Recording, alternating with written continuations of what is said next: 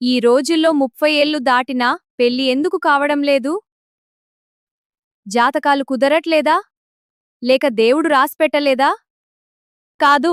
దానికి గల అస్సలైన కారణం తెలుసుకోవాలి అంటే ఈ వీడియోని ఎక్కడా స్కిప్ చేయకుండా చివరి వరకు చూడండి. మై ఛానల్ సబ్స్క్రైబ్ చేయండి. హ్మ్. సాధారణంగా మనం ఒక పెళ్లి పత్రిక చూసినప్పుడు అందులో ఏం కనిపిస్తుంది? ఒక 2 కుటుంబాల కలయిక, లేదా ఒక కొత్త బంధం ప్రారంభం, ఎంతో పవిత్రమైన భావోద్వేగం ఇలాంటివి కనిపిస్తాయి కదా!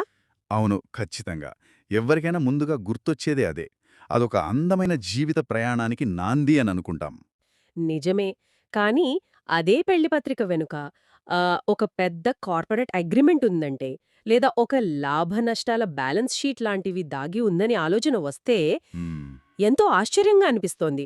అసలు ఆ బంధమే ఒక ముందస్తు ఒప్పందంతో తయారైన ఒక కమర్షియల్ డీల్‌లాగా మారిపోతోందన్న సత్యం ఇప్పుడు సమాజంలో చాలా చర్చనీయాంశంగా మారింది కదా!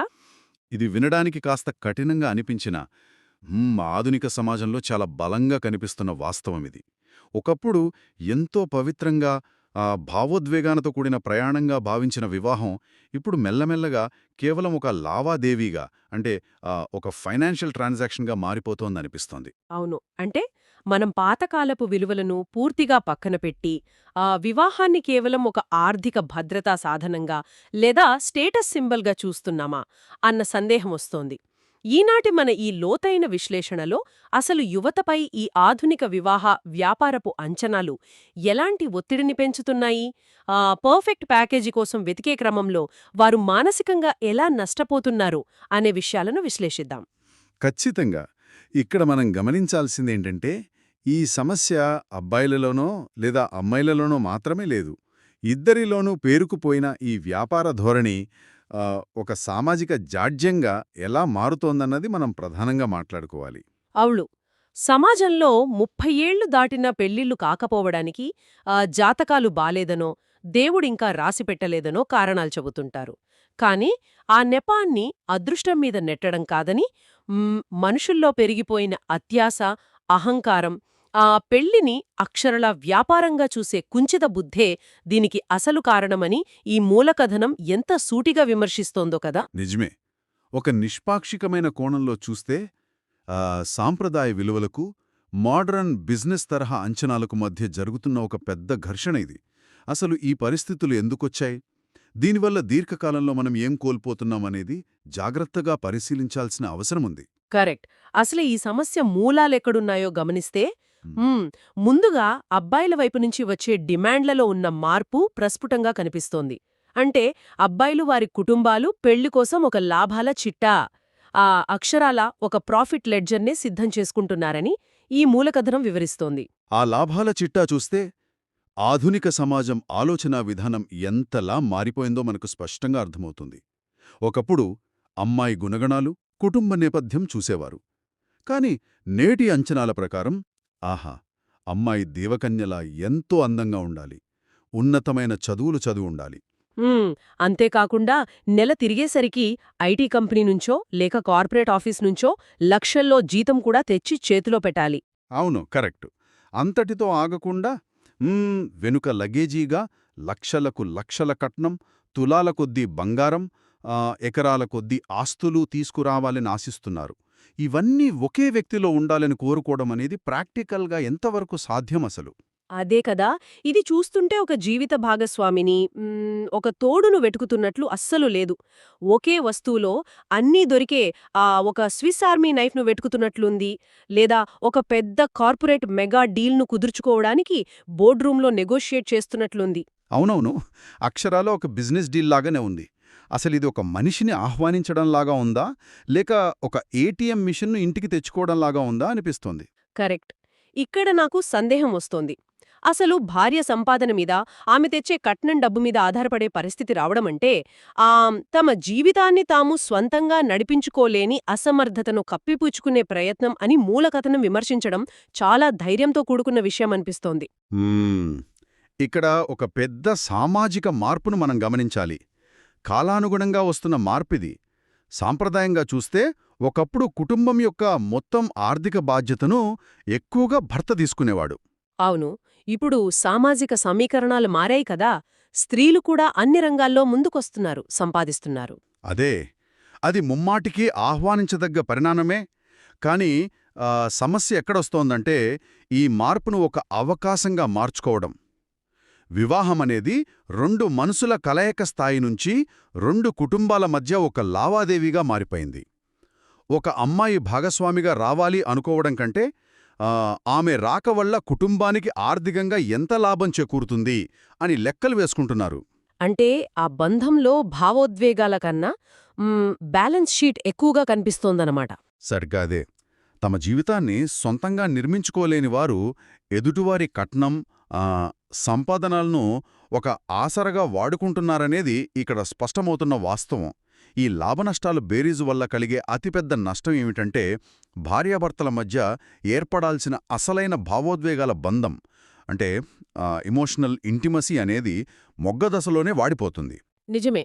అన్నీ పర్ఫెక్ట్గా రెడీమేడ్గా దొరకాలి అనుకున్నప్పుడు ఒకరికొకరు తోడుగా ఉంటూ కష్టాలను ఎదుర్కొనే సహనం, ఒకరినొకరు అర్థం చేసుకునే ప్రక్రియ ఆ బంధంలో కరువవుతుంది కదా. ఖచ్చితంగా. ఎందుకంటే ఆ బంధం పునాది నమ్మకం మీద కాకుండా కేవలం లాభం మీద పడింది కాబట్టి. అయితే మనమిక్కడ ఒక విషయాన్ని చాలా బ్యాలెన్స్డ్గా చూడాలి. ఇందాక అబ్బాయిల వైపున్న ఈ వ్యాపార దృష్టిని విశ్లేషించాం, కానీ ఈ వ్యాపార ధోరణిలో అమ్మాయిలు కూడా ఏమాత్రం వెనకబడి లేరనేది మూలకథనం వివరిస్తున్న తీరు చూస్తే అర్థమవుతోంది. ఇది టూరే స్ట్రీట్ లాంటిది. అవును. వాస్తవాలను ఉన్నవి ఉన్నట్లుగా విశ్లేషించే క్రమంలో అమ్మాయిల డిమాండ్ల గురించి కూడా మనం సమానంగా మాట్లాడుకోవాలి. వారి అంచనాలు ఎలా ఉంటున్నాయంటే, అబ్బాయి ఒక సినిమా హీరోలా ఉండాలి, నెల తిరిగేసరికి 5 అంకెల జీతం లేదా లక్షల ప్యాకేజీ ఉండాలి, సొంత ఇల్లు, కారు, భారీ బ్యాంక్ బ్యాలెన్స్ అన్నీ ఉండాలి. అబ్బా, ఇవన్నీ ఒక యువకుడికి 25 లేదా 26 ఏళ్ల వయసులోనే ఉండాలని ఆశిస్తున్నారు. ఇవన్నీ ఒక ఎత్తైతే అన్నిటికంటే ముఖ్యంగా ఇంకో షరతు కూడా కనిపిస్తోందిక్కడ. పెళ్లైన వెంటనే అత్తమామలను ఊర్లో వదిలేసి వేరు కాపురం పెట్టాలి. అంటే అప్పటికప్పుడు ఒక న్యూక్లియర్ ఫ్యామిలీ సిస్టమ్కి వెళ్ళిపోవాలి. ఇదనమాట ఆ luxury readymade life package conditions. అవును, ఆ రెడీమేడ్ ప్యాకేజ్ అనే పదం ఇక్కడ ఖచ్చితంగా సరిపోతుంది. కానీ ఇక్కడ నేను కొద్దిగా ఒక భిన్నమైన వాదనను తెరపైకి తేవాలనుకుంటున్నాను. అసలు యువత, ముఖ్యంగా అమ్మాయిలు, తమ భవిష్యత్తు గురించి, తమకు రాబోయే ఆర్థిక భద్రత గురించి ఆలోచించడంలో తప్పేముంది? పెరుగుతున్న ఖర్చులు, మారుతున్న జీవనశైలి దృష్ట్యా ప్రతి ఒక్కరూ ఒక సురక్షితమైన జీవితాన్ని కోరుకుంటారు కదా. మరి దాన్ని మూలకథనం ఎందుకు అంత తప్పుపడుతోంది? మీరు లేవనెత్తిన పాయింట్ చాలా ముఖ్యమైనది. ఆర్థిక భద్రతను కోల్పోవడం ముమ్మాటికి తప్పు కాదు. కానీ ఇక్కడ మనం గమనించాల్సిన సూక్ష్మమేమిటంటే ఆ భద్రత కోరుకోవడానికి, అవాస్తవికమైన అంచనాలు పెంచుకోవడానికి మధ్య ఉన్న గీత చెరిగిపోవడం. ప్రాక్టికల్గా ఆలోచించండి. ఒక 25 ఏళ్ల యువకుడు అప్పటికప్పుడే ఇళ్ళు, కారు, లక్షల జీతం సంపాదించడం అనేది ఎంత అవాస్తవికమైన అంచనా. నిజమే. ఆ వయసులో కెరియర్ ఇప్పుడిప్పుడే స్థిరపడుతూ ఉంటుంది కదా. అవును. తన తండ్రి 30 ఏళ్లు కష్టపడి సంపాదించిన ఆస్తి తనకి వచ్చే భర్తకు 25 ఏళ్లకే ఉండాలని ఆశించడం అవాస్తవికతే కదా. అలాంటప్పుడు అన్ని సిద్ధంగా ఉన్న అల్లుడు కావాలనుకోవడమంటే ఆ జీవితాన్ని ఇద్దరూ కలిసి మెట్టుమెట్టుగా నిర్మించుకోవడంలో ఉన్న అందాన్ని వదిలేసి అంతా రెడీమేడ్గా కావాలనుకోవడమే. అసలు సమస్య ఇక్కడే వస్తుంది. అంటే ఒక అందమైన ఇల్లు కట్టడంలో ఉన్న శ్రమను, ఆ ప్రయాణాన్ని పంచుకోకుండా అప్పటికే కట్టిన ఇంద్రభవనంలో గృహప్రవేశం చెయ్యాలనుకుంటున్నారన్నమాట. ఇది చూస్తుంటే ఒక ప్రాగ్మాటిక్ పేరెంట్, ఒక ఐడియలిస్టిక్ చైల్డ్ మధ్య జరిగే సంభాషణలాగా ఉంది. సరిగ్గా చెప్పారు. ఇద్దరు కలిసి సుఖదుఖాలను పంచుకుంటూ జీవితాన్ని నిర్మించుకోవడంలోనే బంధం బలపడుతోంది. ఇక మీరు ప్రస్తావించిన ఆ రెండో షరతు గురించి మాట్లాడుకుందాం. అత్తమామలను వద్దనుకుని వెంటనే వేరుకాపురం పెట్టాలనే డిమాండ్. దీని వెనుక ఆధునిక సామాజిక కారణాలుండొచ్చు. కాని ఇక్కడ మూలకథనం సంధించిన ఒక పదునైన ప్రశ్నను మనం హైలైట్ చేయాలి. ఏంటది? ఈరోజు వ్యక్తిగత స్వేచ్ఛ పేరుతో మీరు అత్తమామలను వద్దనుకుంటే రేపు పుట్టే పిల్లలు భవిష్యత్తులో మిమ్మల్ని వద్దంటే పరిస్థితి ఏంటి అనే ఒక భయంకరమైన ప్రశ్న ఇది. ఇది భవిష్యత్ తరాల సామాజిక స్థిరత్వాన్ని ఎలా దెబ్బతీస్తోందో మనం విశ్లేషించుకోవాలి. బూమరాంగ్లాగా మన చర్యలు మనకే తిరిగి వచ్చే ప్రమాదముందిక్కడ. నిజమే. ఆ ఆలోచనే చాలా కలవరపెడుతోంది. ఇది ఖచ్చితంగా సామాజిక స్థిరత్వాన్ని దెబ్బతీస్తోంది. దీన్ని బట్టి చూస్తుంటే ఇటు అబ్బాయిలైనా అటు అమ్మాయిలైనా తమ స్వార్థం, సౌకర్యం కోసం ఎదుటివారిని ఒక సాధనంగా వాడుకోవాలనుకుంటున్నారని స్పష్టమవుతోంది. ఇలాంటి అవాస్తవిక అంచనాల వల్ల అసలు భాగస్వామి ఎంపిక ప్రక్రియ ఒక మ్యాట్రిమోనీ షాపింగ్ మాల్లో బట్టలు వెతికినట్టుగా ఎలా మారిపోయిందో మనం చర్చించాలి. ఆ పోలికలోని వాస్తవం చూస్తే ఆశ్చర్యం వేస్తోంది. మనం ఒక షాపింగ్ మాల్కి వెళ్ళినప్పుడు ఏం చేస్తాం? రంగు బలేదనో, సైజు సరిపోలేదనో బట్టలు పక్కన పడేస్తుంటాం. ఇప్పుడు ఆన్లైన్ మ్యాట్రిమోనీలు లేదా డేటింగ్ యాప్స్ పుణ్యమా అని సంబంధాల విషయంలో కూడా అదే జరుగుతోంది. అవునవును. అబ్బాయి హైట్ తక్కువ, అమ్మాయి కలర్ తక్కువ లేదా జీతం తక్కువ అంటూ వస్తున్న సంబంధాలను చాలా తేలికగా తిరస్కరిస్తున్నారు కదా. కరెక్ట్. మనుషులను ఒక ప్రొఫైల్ లాగా, ఒక డేటా పాయింట్ లాగా చూస్తున్నారు. ఇక్కడ పనిచేస్తున్న ఒక బలమైన మానసిక సూత్రం గురించి మనం మాట్లాడుకోవాలి. అదే పారాడాక్స్ ఆఫ్ చాయిస్. అంటే ఇది ఫుడ్ డెలివరీ యాప్స్లో జరిగే పరిస్థితి లాంటిదన్నమాట. మనకు వందల కొద్ది రెస్టారెంట్లున్నప్పుడు ఏది ఆర్డర్ చేయాలో తెలియక గంటల తరబడి స్క్రోల్ చేసి చివరికి ఏమీ తినకుండానే విసుగు చెందుతాం. అలాగే మనుషుల విషయంలో కూడా ఆప్షన్లు పెరిగే కొద్దీ కన్ఫ్యూషన్ పెరుగుతుందా? ఎగ్జాక్ట్లీ అదే ఫినామినన్ ఇక్కడ మనుషుల మీద ప్రయోగిస్తున్నారు. వేలాది ప్రొఫైల్స్ మన చేతికి అందుబాటులో ఉండేసరికి ఇంకా ఆగుతే ఇంకో మంచి మ్యాచ్ దొరుకుతుంది మార్కెట్లో, ఇంకా మంచి ఆప్షన్ వస్తుందేమో చూద్దాం అని ఎదురుచూస్తూ కాలయాపన చేస్తుంటారు. ఈ ఆప్షన్ల వేట అనేది యువతపై తీవ్రమైన మానసిక ఒత్తిడిని తీసుకువస్తుంది. ఆ ఒత్తిడి ఎలా ఉంటుందంటే 27 ఏళ్లకు రావాల్సిన సంబంధాలను చిన్న చిన్న కారణాలతో కాదనుకుంటారు. ఆ తర్వాత 30-32 దాటిపోయిన తర్వాత మెల్లగా సంబంధాల సంఖ్య తగ్గిపోతుంది. అప్పుడు రియాలిటీ హిట్ అవుతుంది కదా. అవును. బెటర్ డీల్ కోసం చూసే కొద్దీ ఏదీ పర్ఫెక్ట్ అనిపించదన్న వాస్తవం అప్పుడు బోధపడుతుంది. వయసు మీరిపోయాక అయ్యో నేను మరీ ఎక్కువగా ఆశించానేమో, వచ్చిన మంచి సంబంధాన్ని వదులుకున్నానేమో అని పశ్చాత్తాపపడి అప్పటివరకు పెట్టుకున్న షరతులు తగ్గించుకున్నా అప్పటికే జరగాల్సిన నష్టం జరిగిపోతుందని ఎంతో ఆవేదన కలుగుతుంది. నిజంగా 30 వయసు దాటాక స్నేహితులందరూ సెటిల్ అయిపోయి సంతోషంగా ఉండటం చూసినప్పుడు సహజంగానే ఒక రకమైన అభద్రతాభావం మొదలవుతుంది. ఆ తర్వాత సమాజం కూడా ఊరుకోదు. ఇంత వయసొచ్చినా పెళ్లి కాలేదంటే వాళ్లలో ఏదో లోపముందేమో అని అనుమానించే స్థాయికి చేరుకుంటుంది. కరెక్ట్. ఆ నిందలు పడలేక, ఎదురయ్యే ఆ కటిక ఒంటరితనాన్ని తట్టుకోలేక ఎంతోమంది మానసికంగా కృంగిపోతున్నారు. ఫ్యూజన్ వెనుక పరిగెత్తి చివరకు అసలైన జీవితాన్ని కోల్పోతున్నారు. ఆ వ్యాపార ధోరణితో చేసిన నెగోషియేషన్స్ విఫలమైతే అది మిగిల్చే ఒంటరితనం ఎంతో భయంకరంగా ఉంటుంది. ఇన్ని రకాల మానసిక సంఘర్షణలు, సమస్యలు ఉన్నప్పుడు అసలు పెళ్లికి ఉండాల్సిన నిజమైన నిర్వచనం గురించి మూలకథనం ఏం చెబుతోందో మనం పరిశీలించాలి. అంటే పెళ్లి అనేది జీతాల పోటీ కాదు, అందాల ప్రదర్శన కాదు, ఆస్తుల కాంట్రాక్ట్ అంతకన్నా కాదు కదా. ఇద్దరు వ్యక్తులు తప్పులను క్షమించుకుంటూ కలిసి ఎదగడం అని మూలకథనం స్పష్టం చేస్తోంది. అవును. ఇక్కడ మనం ఒక కఠిన వాస్తవం గురించి మాట్లాడుకోవాలి. ట్రాన్సాక్షనల్ మైండ్సెట్కి, జెన్యూన్ కనెక్షన్కి మధ్యున్న వ్యత్యాసమిది. ఖచ్చితంగా. ఈ సందర్భంగా మూలకథనాల్లో ఉన్న ఒక అద్భుతమైన పోలికను మనం ప్రస్తావించుకోవాలి.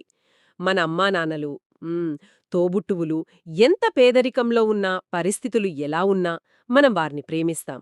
ఎందుకంటే అక్కడ వారి మనసును ప్రేమిస్తాం, ఆ బంధానికి విలువ ఇస్తాం. కానీ జీవిత భాగస్వామి దగ్గరకొచ్చేసరికి మాత్రం 100 క్వాలిఫికేషన్స్ ఎందుకు? అంటే ఇంత అందంగా ఉండాలి, ఇంత సంపాదించాలి అని షరతులెందుకు? ఎందుకంటే మనం ప్రేమిస్తుంది వారి మనస్సుని కాదు, వారి హోదాని, వారి శరీరాన్ని. ఈ పాయింట్ చాలా బలంగా ఉందంటూ ఆశ్చర్యం వేస్తోందసలు. ఇది కఠినమైన, మనం అంగీకరించాల్సిన వాస్తవం.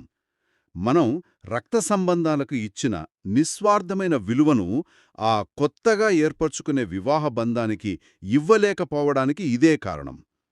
అందుకే యువతకు ఒక ప్రాక్టికల్ గైడెన్స్గా మూలకథనం ఒక అద్భుతమైన మాట చెబుతుంది. ఏమిటది? అందమనేది ఐస్ ముక్కలాంటిది, కరిగిపోతుంది. ఆస్తి అనేది నీటి మూటలాంటిది, ఎప్పటికైనా కారిపోతుంది.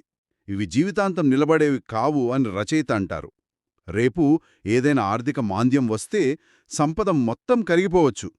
కానీ ఒక మంచి మనసు, కష్టంలో తోడుగా నిలిచి అర్థం చేసుకునే గుణం మాత్రమే జీవితాంతం తోడుంటాయి. ఈ సత్యాన్ని యువత ఒక మెంటార్ సలహాగా స్వీకరించాలి. అంటే ఒక వ్యాపారంలో లాభాలు వచ్చినంత కాలమే ఆ పార్ట్నర్స్ కలుసుంటారు. ఏమాత్రం నష్టమొచ్చినా విడిపోతారు కదా. వివాహాన్ని కూడా అలానే చూస్తే రేపా బంధంలో ఏదైనా కష్టం వచ్చినప్పుడు లేదా ఒకరి సంపాదన తగ్గినా ఆ బంధం ముక్కలైపోతుంది. ఎందుకంటే పునాదే లాభనష్టాల మీద పడింది కాబట్టి. మీరు చెప్పింది అక్షర సత్యం. ఆర్థిక లావాదేవీగా మారిన వివాహం అనేది కాలక్రమేణా ఇద్దరి మధ్య ఉన్న నిజమైన ఎమోషనల్ ఇంటిమసీని ఎలా నాశనం చేస్తుందో చెప్పడానికి ఇదొక చక్కటి ఉదాహరణ. ఏ బంధంలో అయితే కష్టం వచ్చినప్పుడు తోడుగా ఉంటారనే నమ్మకం ఉండదో అక్కడ ప్రేమ ఎప్పటికీ చిగురించదు. కరెక్ట్. ఇదొక కనువిప్పు కలిగించే విశ్లేషణ అసలు.